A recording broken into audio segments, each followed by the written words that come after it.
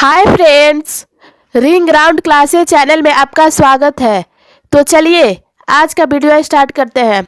Class 12 के chemistry chapter 4 जिसका नाम है रासायनिक बल गतिकी का ऑब्जेक्टिव क्वेश्चन आंसर। तो चलिए फ्रेंड्स फर्स्ट क्वेश्चन देखते हैं।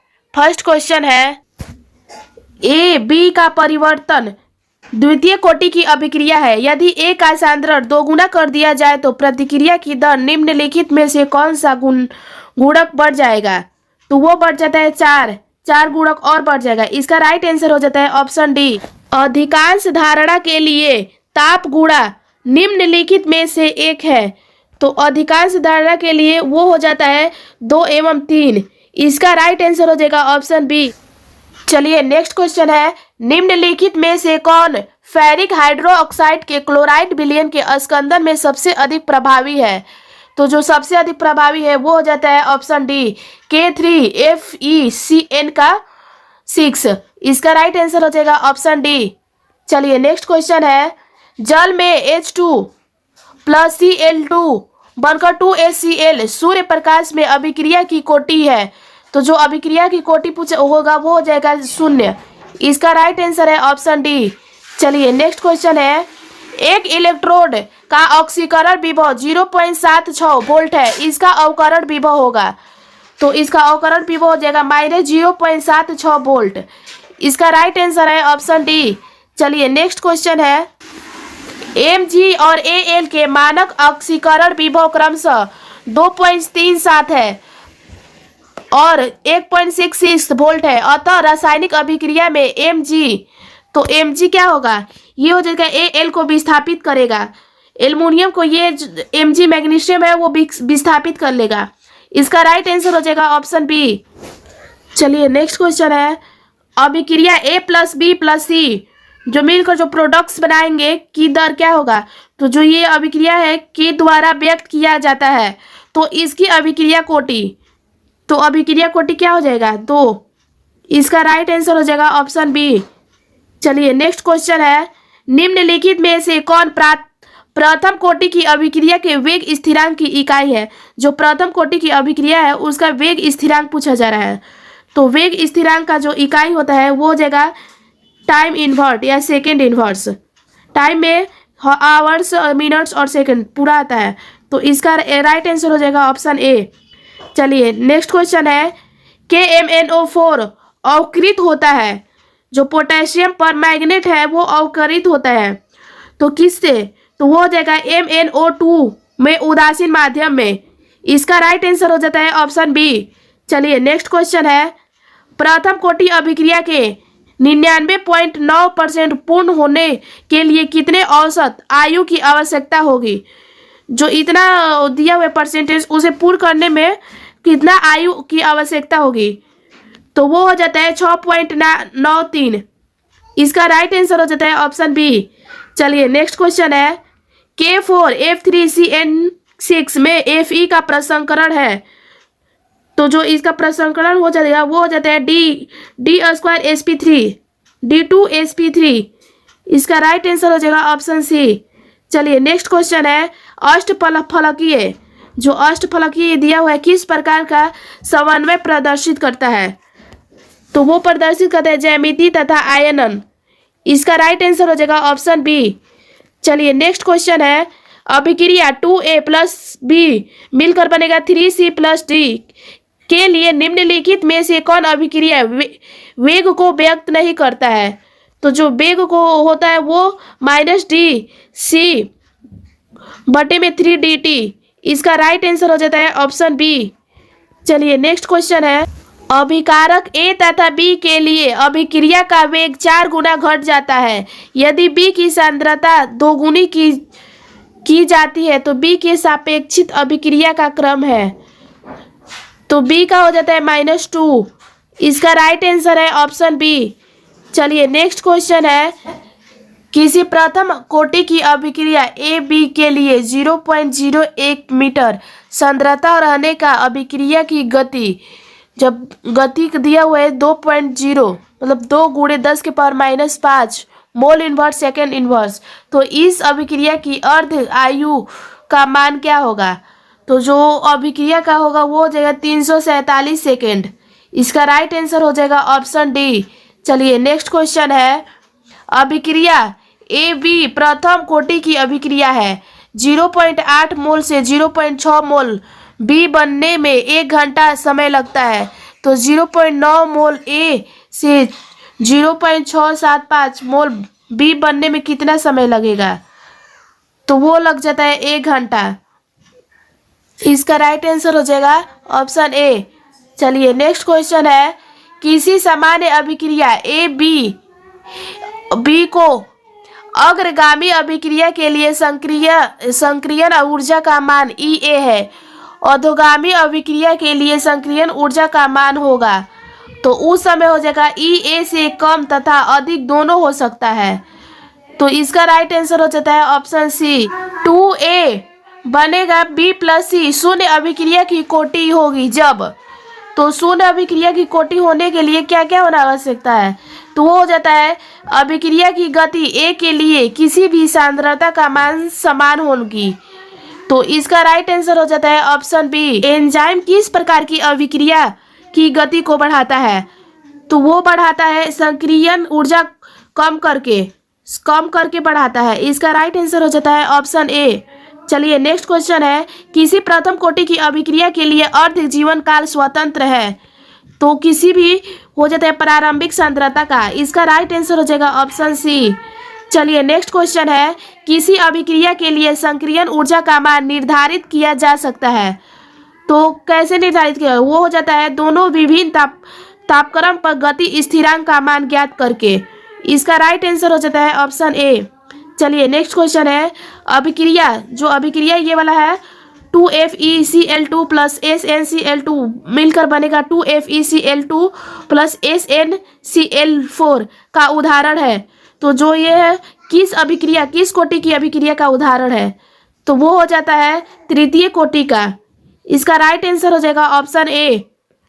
चलिए नेक्स्ट क्वेश्चन है, किसी गैसीय अभिक्रिया 2A प्लस B मिलकर बनेगा C प्लस D के लिए अभिक्रिया की दर KAB यदि बर्तन का आयतन घटाकर प्रारंभिक आयतन 1/4 कर दिया जाए तो अभिक्रिया की दर प्रारंभिक अभिक्रिया की दर का होगा।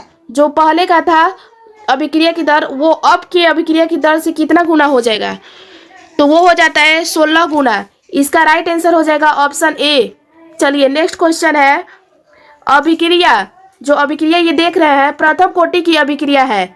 ये सब प्रथम कोटि की अभिक्रिया है।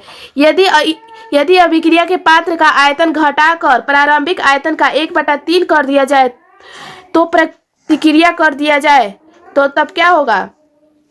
तो उस समय होगा 3 गुना हो जाएगा। इसका राइट आंसर हो जाएगा ऑप्शन सी।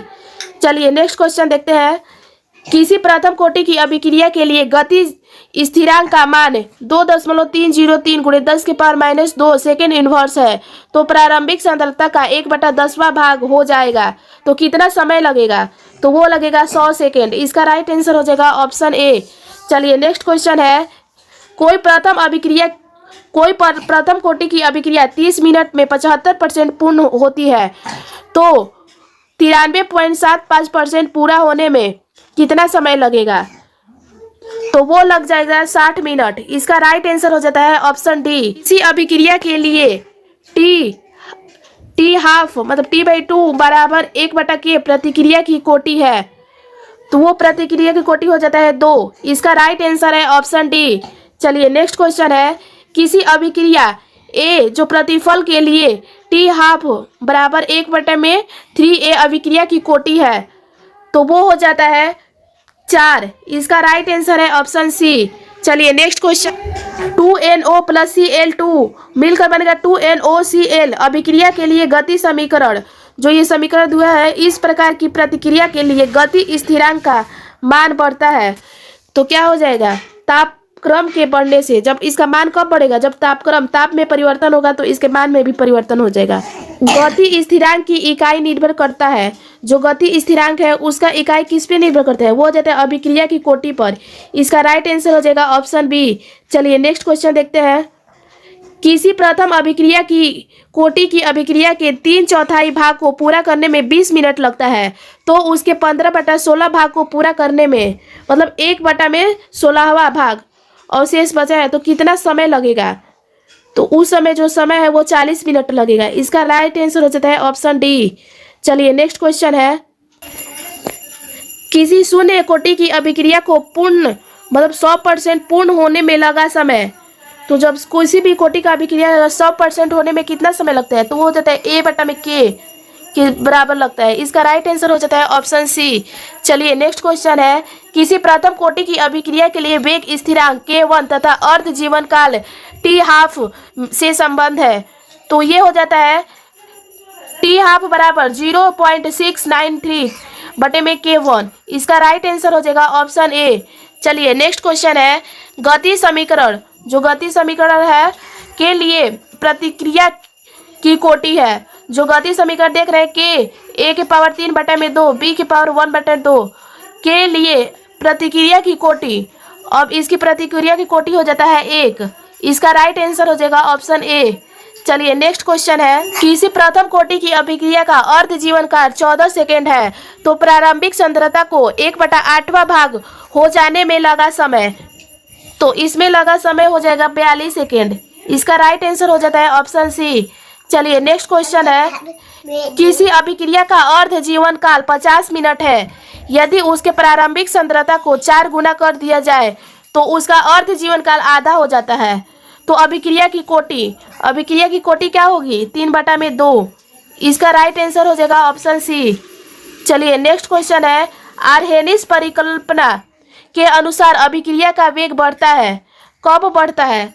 तो जब तापक्रम बढ़ता है तब। इसका राइट आंसर हो जाएगा ऑप्शन ए। चलिए नेक्स्ट क्वेश्चन है, तापक्रम के बढ़ने से अभिक्रिया की गति बढ़ती है, क्योंकि जब ताप बढ़ता है तो भी अभिक्रिया की कोटि भी बढ़ जाती है।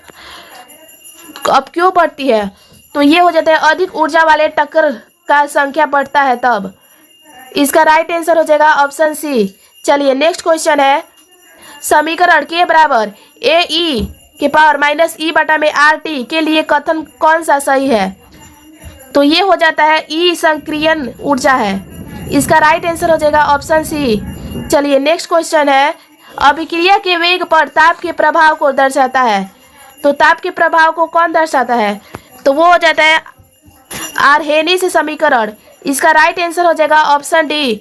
चलिए नेक्स्ट क्वेश्चन है, यदि किसी रासायनिक अभिक्रिया के संक्रियन ऊर्जा का मान बहुत ज्यादा है तो समांतर ऊर्जा, तो उसकी समांतर ऊर्जा हो जाता है बहुत धीमी होगी। इसका राइट आंसर हो जाता है ऑप्शन बी।